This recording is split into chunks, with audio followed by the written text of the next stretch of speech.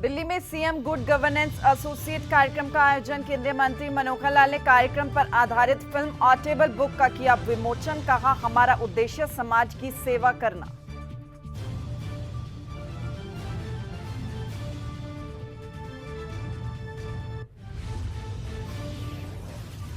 करनाल में मुख्यमंत्री नायब सैनी ने किया ऑक्सीवन का उद्घाटन। पौधारोपण कर एक पेड़ मां के नाम लगाने का किया आह्वान। मंच से किए 2 बड़े ऐलान।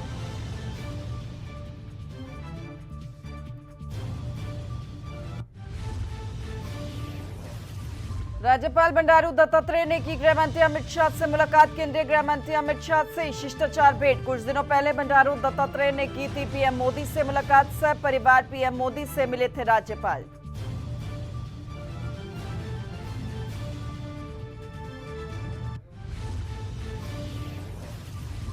हिमाचल उपचुनाव में 2 सीटों पर कांग्रेस को जीत। देहरा से जीती कमलेश ठाकुर, नालागढ़ से जीते हरदीप बाबा तो हमीरपुर से बीजेपी के आशीष शर्मा की हुई जीत।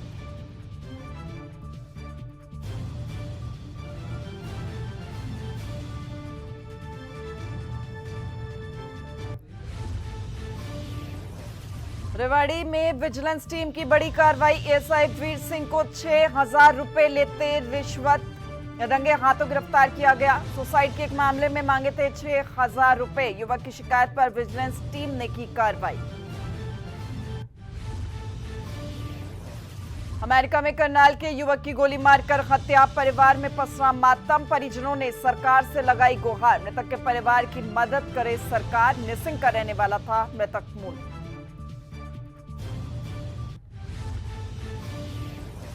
इंडिया ने जिम्बाब्वे से 5 मैचों की T20 सीरीज जीती। भारत ने जिम्बाब्वे को 10 विकेट से रौंदा। 20 ओवर में 7 विकेट खोकर जिम्बाब्वे ने बनाए 152 रन। बिना कोई विकेट गंवाए भारत ने हासिल की जीत।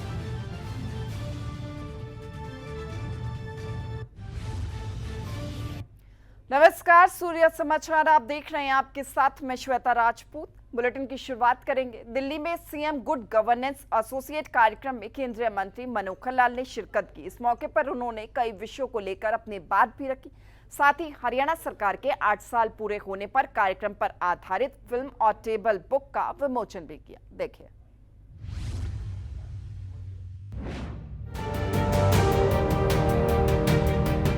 दिल्ली के सुषमा स्वराज भवन में सीएम गुड गवर्नेंस एसोसिएट कार्यक्रम का आयोजन किया गया। इस कार्यक्रम में केंद्रीय मंत्री मनोहर लाल ने भी बतौर मुख्य अतिथि के तौर पर शिरकत की। उन्होंने अपने संबोधन में इस बात पर जोर दिया कि कुछ सीखने और करने की ललक रहनी चाहिए। विषय इतना ही है कि सीखने की, समझने की, कुछ करने की ललक होनी चाहिए। और ये ललक अगर नहीं रही, कुछ सीखने का बात अगर ये समझे कि हम सब कुछ आता है, सब समझ गए हैं, तो फिर आप कुछ समझ नहीं पाएंगे। उसी में से जो वर्तमान परिस्थिति है, जो समस्याएं हैं, जो समाज को जो शासन करने का हमारे जिम्मे दायित्व लगा है, उसमें इन समस्याओं का हल क्या है, उसमें क्या हम नया कर सकते हैं जो आज तक किसी ने नहीं किया, ये बात भी मन में रखनी है। क्योंकि मोदी जी को भी बहुत सारे इनोवेटिव आइडियाज आते रहते थे।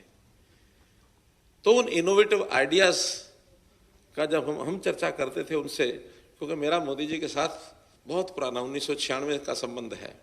जो कंप्यूटर का जिक्र किया वो उस पहले साल का ही जिक्र है जब उनका हमारा संबंध आया। उस समय 5 साल हमने इकट्ठे काम किया। तो कभी कभी मैं पूछ लेता था, ये एक विषय ऐसा कर लें क्या? तो कहते थे, पूछा क्यों? मैंने इसलिए पूछा कि मन में विचार आया है, करने के बाद कुछ गलत हो गया तो आप कहेंगे कि क्यों गलत किया?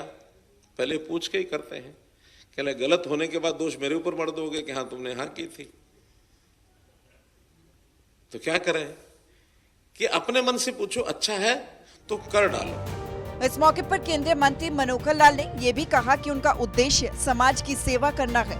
उन्होंने कहा कि सिस्टम को बदलने के लिए कई कदम उठाए गए हैं। कठोर निर्णय लेने के लिए भी बहुत काम हमने किए हैं। जनता नाराज हो जाए, राजी हो जाए, कुछ हो जाए, लेकिन व्यवस्थाएं खड़ी करना,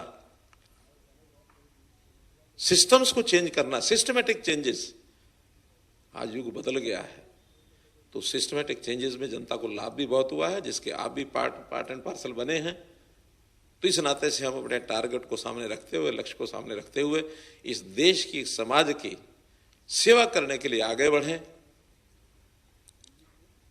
2 पंक्तियां हैं, तन समर्पित, मन समर्पित और ये जीवन समर्पित, चाहता हूं देश की धरती तुझे कुछ और भी दूं। वहीं केंद्रीय मंत्री मनोहर लाल ने ये भी कहा कि नियम आप और सरकार बनाती है। अब हमको ये पता नहीं था वो कौन सी पॉलिसीज हैं, कौन सी नहीं है, पैरालिसिस एक्ट वो क्या है। हमारा अनुभव था केवल समाज की सेवा, समाज में समस्याएं क्या है इसका तो अध्ययन था, लेकिन इसको हल कैसे करना है, क्या उसकी पॉलिसीज है, क्या सरकारी सिस्टम है। और जब कभी हम कुछ बात बताते थे तो कुछ अधिकारी कह देते थे कि ये तो रूल्स रेगुलेशंस नहीं है, ये पॉलिसी नहीं है, ये नियम नहीं है। कई बार सुनते सुनते मुझे लगा कि ये अच्छी बातें हैं कि हमारे करने का तो जो हमको एक मिलना चाहिए स्वतंत्रता, आज़ादी, वो मिलती ही नहीं है इनके माध्यम से। तो तब उनको मुझे कहना पड़ा कि नियम कौन बनाता है, कि नियम तो आप हैं, सरकार है, आप बनाते हैं। तो मैं उनको कहता था कि these rules are regulations for us, we are not for rules and regulations, we are not for it. तो जो रूल्स एंड रेगुलेशंस बनाने हैं समाज हित के लिए, देश हित के लिए, लोक हित के लिए, वो बनाएंगे। आप बताओ कैसे करना है। बता दें कि इस कार्यक्रम में केंद्रीय मंत्री मनोहर लाल ने हरियाणा सरकार के 8 साल पूरे होने पर कार्यक्रम पर आधारित फिल्म और टेबल बुक का विमोचन भी किया। सूर्य समाचार के लिए दिल्ली से विनय सिंह की रिपोर्ट।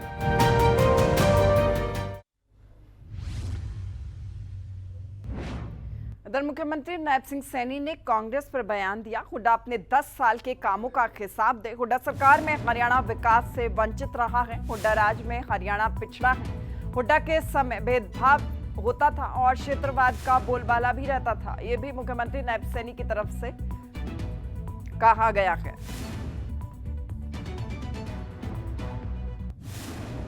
अब जो मांग रहे हैं वो कम से कम अपने कार्यकाल का जवाब अवश्य दें कि उनके कार्यकाल में उन्होंने क्या क्या काम किए।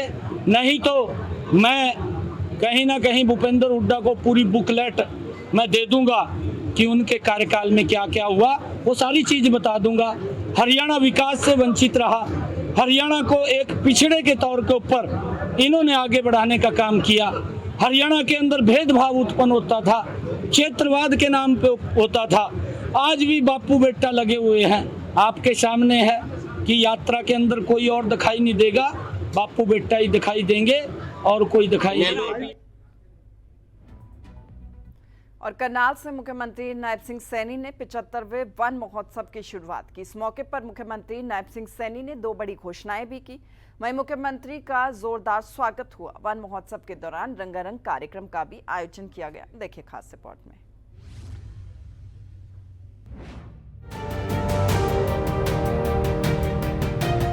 हरियाणा में करनाल से 75वें वन महोत्सव की शुरुआत की गई। इस कार्यक्रम में मुख्यमंत्री नायब सिंह सैनी ने बतौर मुख्य अतिथि के तौर पर शिरकत की। इस मौके पर मुख्यमंत्री की ओर से 9 पुस्तकों का विमोचन किया गया। मुख्यमंत्री की ओर से घोषणा की गई कि वन मित्र को एक पेड़ लगाने पर 20 रुपए सरकार देगी। आज एक वन मित्र की मैं घोषणा कर रहा हूं, जो हमारे लगभग जो वन मित्र होंगे वो अपने आप खड्डा खोदेंगे, पौधा लगाएंगे और सरकार उसको 20 रुपए के हिसाब से उसको देने का काम करेगी और उसका वो संरक्षण करेंगे। और दूसरी परियोजना आज जो आदरणीय नरेंद्र मोदी जी ने 5 जून को इसका शुभारंभ किया था, एक पेड़ मां के नाम, आज मैं हरियाणा में भी इस योजना का शुभारंभ करता हूं। और जो भी व्यक्ति ये पेड़ लगाएगा, जो भी व्यक्ति हरियाणा प्रदेश के अंदर पेड़ लगाएगा, उसको हमारे वन मित्र के हैंडओवर होगा और हमारा वन मित्र उसका संरक्षण करेगा। उसको भी हम 10 रुपया प्रति पेड़ देने का काम वो हमारी सरकार करेगी। हरियाणा में पेड़ों को लेकर सरकार ने काम किया है। पिछले 10 सालों में प्रदेश में 18 करोड़ पौधे लगाए गए हैं। मुख्यमंत्री की ओर से प्रदेश में 1 करोड़ पौधे लगाने का लक्ष्य रखा गया है। साथ ही मुख्यमंत्री की ओर से प्रदेश में ऑक्सीवन की भी शुरुआत की गई। मुख्यमंत्री नायब सैनी की ओर से करनाल में पौधारोपण किया गया। वन महोत्सव के दौरान ऑक्सीवन की शुरुआत के साथ ही एक साथ 20,000 पौधे भी लगाए गए। मुझे ये खुशी है कि आज वर्ष 2023-24 में गुरुग्राम, नौ रेवाड़ी तथा महेंद्रगढ़ जिलों में 22,425 हेक्टेयर क्षेत्र को सुरक्षित वन अधिसूचित किया गया। आज हम हर जिले में 5 से 100 एकड़ के क्षेत्रफल का ऑक्सीवन बनाने की योजना, आज इसकी शुरुआत हमने की है। वर्ष 2022-23 में शहरी एवं ग्रामीण क्षेत्रों में 22 ऑक्सीवन स्थापित किए गए हैं। यह समारोह इसी योजना के तहत करनाल में स्थापित ऑक्सीवन किया जा रहा है। जिला पंचकुला में ऑक्सीवन स्थापित करने का कार्य प्रगति पर है। प्राणवायु देवता हमारी सरकार ने यह निर्णय भी किया है कि प्राणवायु देवता जो पेंशन स्कीम, उसके तहत जो हमारे 75 वर्ष से ज्यादा की आयु के हमारे पेड़ हैं, उनकी पेंशन जो उनका संरक्षण करेगा, उनकी देख रेख करेगा, उनको 2,750 रुपए की ये पहली बार हरियाणा के अंदर उन लोगों को पेंशन देने का ये निर्णय किया। प्रदेश में एक पेड़ मां के नाम योजना के तहत भी लोगों को लाभ दिया जाएगा। साथ ही प्रदेश में पेड़ पौधे लगाने को लेकर लोगों को जागरूक करने की अपील भी मुख्यमंत्री ने मंच से की। करनाल में हुए कार्यक्रम में अलग अलग रंगारंग कार्यक्रम भी प्रस्तुत किए गए। सूर्य समाचार के लिए करनाल से हिमांशु नारंग की रिपोर्ट।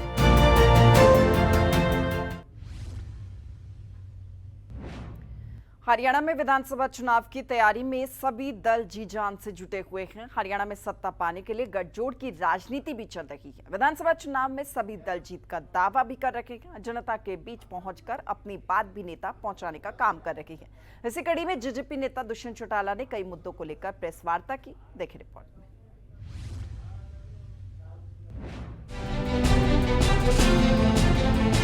हरियाणा में विधानसभा चुनाव नजदीक है। चुनाव में जीत का संकल्प लिए सभी दल अपनी अपनी रणनीति बना रहे हैं।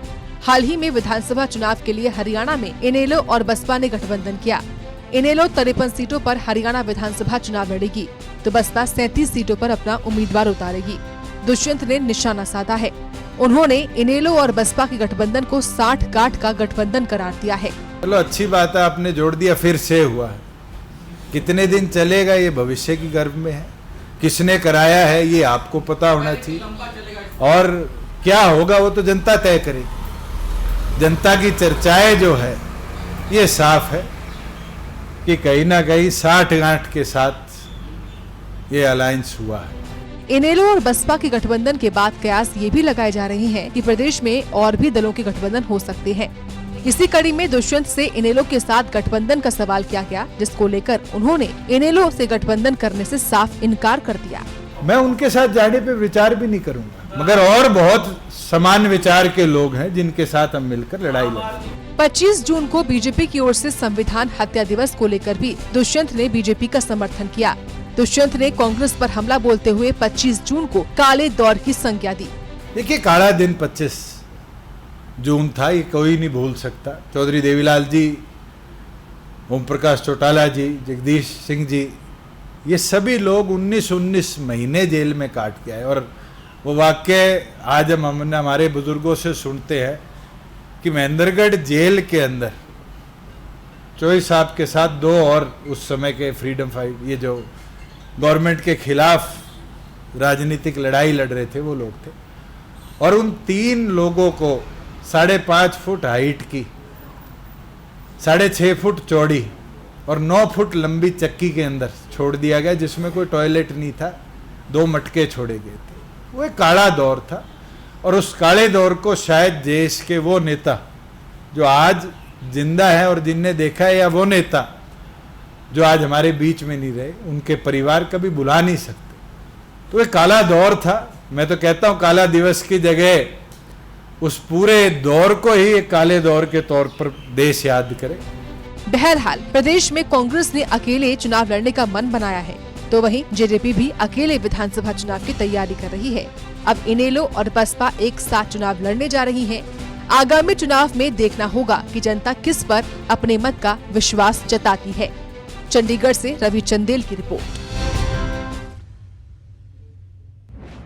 एक बार फिर से देश की राजनीति गर्मा गई है। केंद्र सरकार की ओर से 25 जून को संविधान हत्या दिवस के रूप में मनाने का ऐलान किया गया, जिसके बाद विपक्ष सवाल खड़े कर रहा है। विपक्ष के सवालों पर हरियाणा के पूर्व गृह मंत्री अनिल विज ने करारा जवाब दिया। देखिए रिपोर्ट में।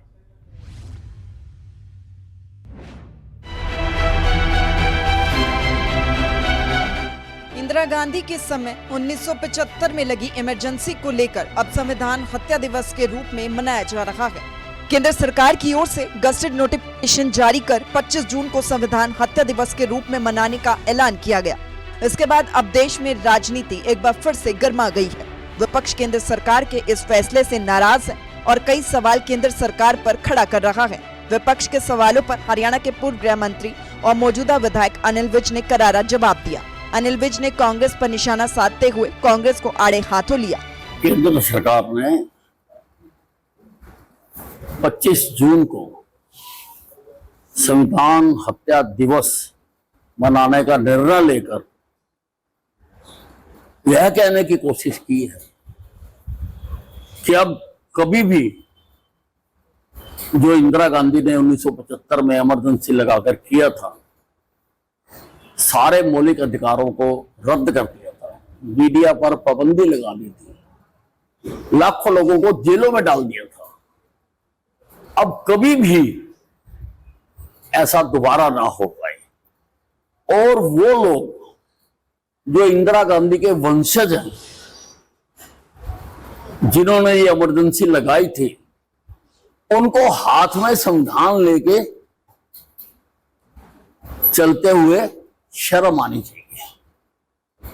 उनको अधिकार नहीं है कि वो संविधान की बात करें, और कांग्रेस पार्टी को भी अधिकार नहीं है कि कांग्रेस पार्टी संविधान की बात करे। जिन्होंने हत्या की हुई है, हत्यारे हाथ में संविधान उठाकर अपना चेहरा साफ करने की कोशिश कर रहे हैं।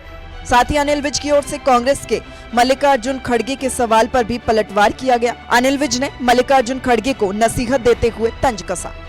खड़गे जी को मालूम होना चाहिए कि ये जो संस्थाएं हैं, ये देश की बहुत ही प्रतिष्ठित संस्थाएं हैं और ये अपने विवेक से काम करती हैं। ये सरकार के दबाव में काम नहीं करती है। अब जो गलत करेगा वो भरेगा। इसमें खड़गे जी को तकलीफ क्यों हो रही है? 25 जून को संविधान हत्या दिवस को मनाने को लेकर लगातार वार पलटवार का दौर जारी है। बीजेपी से कांग्रेस के समय हुई मीडिया पर पाबंदी और नेताओं को जेल में डालने पर संविधान की हत्या करने का आरोप लगाया जाता रहा है, तो वहीं कांग्रेस बीजेपी के इस फैसले को गलत करार दे रही है। सूर्य समाचार के लिए अंबाला से नरेश सैनी की रिपोर्ट। इधर एक बार फिर से कांग्रेस में गुटबाजी का सुर उठा है। कांग्रेस के वरिष्ठ नेता कैप्टन अजय यादव के बयान ने ये साफ जता दिया है कि हरियाणा कांग्रेस में अलग अलग नेताओं के चल रहे कार्यक्रम को लेकर देखिए ये गुटबाजी दिखाई दे रही है। रिपोर्ट में जानिए आप।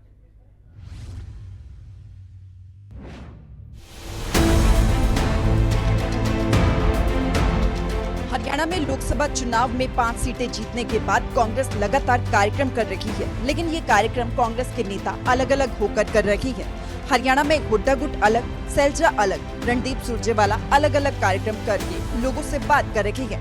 करनाल पहुंचे कैप्टन अजय यादव से जब इसको लेकर सवाल किया गया तो उन्होंने गुटबाजी से तो इनकार कर दिया, लेकिन अपने बयान में कई बात कह गए। आप खुद सुनिए कैप्टन अजय यादव का बयान। अपने शैलजा जी भी कर रही है यात्रा अर्बन एरिया के अंदर, हम लोग भी जो है न्याय चौपाल कर रहे हैं।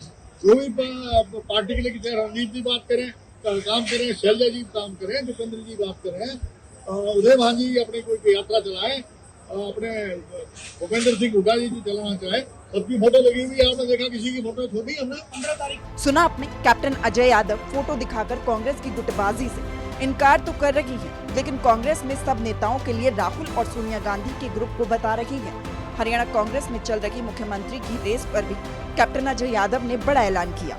सबकी फोटो लगा रखी है पीछे, इसलिए हमारे लिए कोई ग्रुप नहीं है। हमारा केवल एक ही ग्रुप है, वो है सोनिया गांधी, मल्लिकार्जुन खड़गे, राहुल गांधी जी हमारे नेता। मैं तो जिताने का काम करूंगा। मेरा बेटा ऑलरेडी एमएलए है, तो दो आदमी एक परिवार से लड़े वो ठीक नहीं है।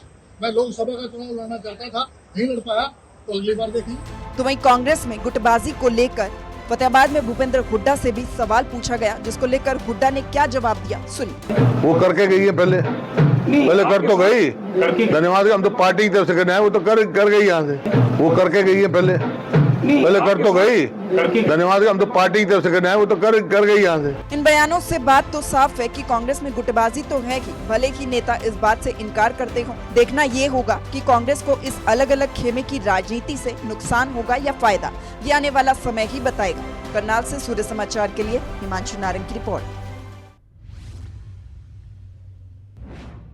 इधर कुरुक्षेत्र में राज्य मंत्री सुभाष सुधा के काफिले में शामिल एस्कॉर्ट गाड़ी हादसे का शिकार हो गई, जिसमें गाड़ी में सवार एक पुलिसकर्मी घायल हो गया, जबकि बाकी सुरक्षा कर्मी बाल बाल बच गए। देखिए खबर।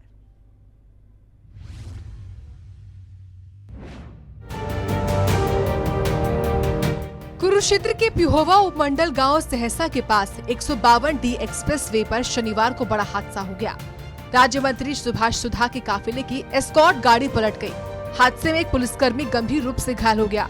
घायल पुलिसकर्मी को इलाज के लिए अस्पताल में भर्ती कराया गया। उनके एक हाथ में गंभीर चोट लगी है।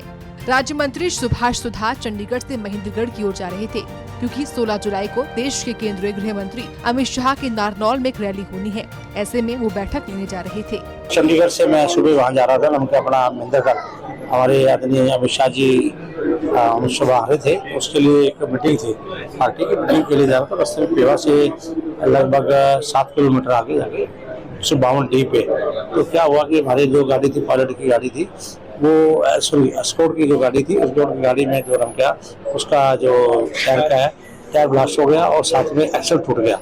उससे अनबैलेंस हो गया और उससे गाड़ी में उल्टी गई गाड़ी। उससे कुछ हमारे जो एम्प्लॉई थे उनको चोट लगी है, उनको मैं वहाँ से लेके सीधा आजाद हॉस्पिटल में आया। बाकी सब ठीक है और वैसे सारे एम्प्लॉइज भी ठीक है, बाकी उनको अक्सर भी चेक करें, ठीक ठाक। वहीं हादसे की जानकारी मिलते ही चंडीगढ़ से विधानसभा अध्यक्ष ज्ञानचंद गुप्ता भी मौके पर पहुंच गए।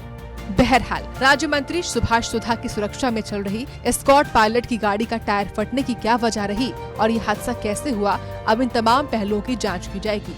कुरुक्षेत्र से अशोक यादव की रिपोर्ट।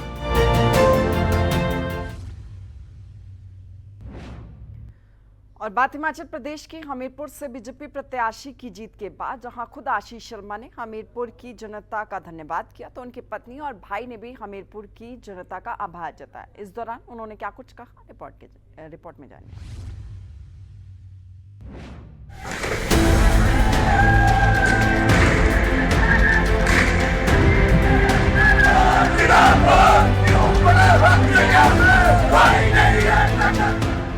हमीरपुर विधानसभा के उपचुनावों के नतीजे आ चुके हैं, जिसमें बीजेपी उम्मीदवार आशीष शर्मा को कुल 26,000 वोट मिले, जबकि कांग्रेस उम्मीदवार डॉक्टर पुष्पेंद्र वर्मा को 25,000 वोट मिले।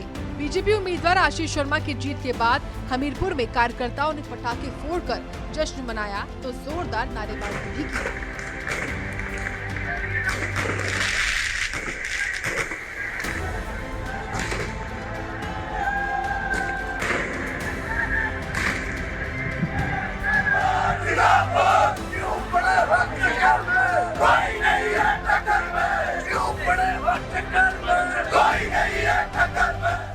इस अवसर पर भाजपा उम्मीदवार आशीष शर्मा ने अपनी जीत का श्रेय हमीरपुर की जनता को दिया।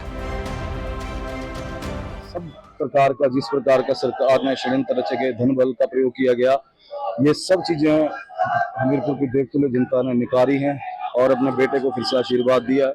मैं हृदय से, दिल की गहराइयों से देवतुल्य जनता हमीरपुर का हृदय से धन्यवाद करता हूँ। इसके अलावा आशीष शर्मा ने कहा कि कांग्रेस को जनता ने आज करारा जवाब दिया है और हमीरपुर की जनता ने पहले भी मुझ पर विश्वास किया था और एक बार फिर से विश्वास किया है।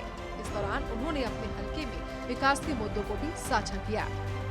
का कार्य करता हूँ, भारतीय जनता पार्टी का कार्य करता हूँ अब, और मुझे टिकट दिया गया तो पार्टी की विजय है, जनता की विजय है। देखिए, प्राथमिकताएं पहले भी बता चुका हूँ, रोड कनेक्टिविटी है, वाटर ड्रिंकिंग वाटर सप्लाई की पूरे पंचायतों में प्राथमिकता है।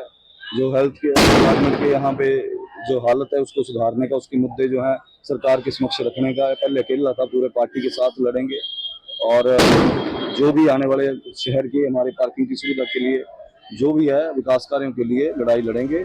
इसके साथ ही आशीष शर्मा की पत्नी स्वाति ने कहा कि हमेशा सभी लोगों का प्यार मिला है और आज फिर से प्यार नजर आया है, इसलिए सबका दिल से आभार व्यक्त करते हैं। का धन्यवाद करना चाहती हूँ।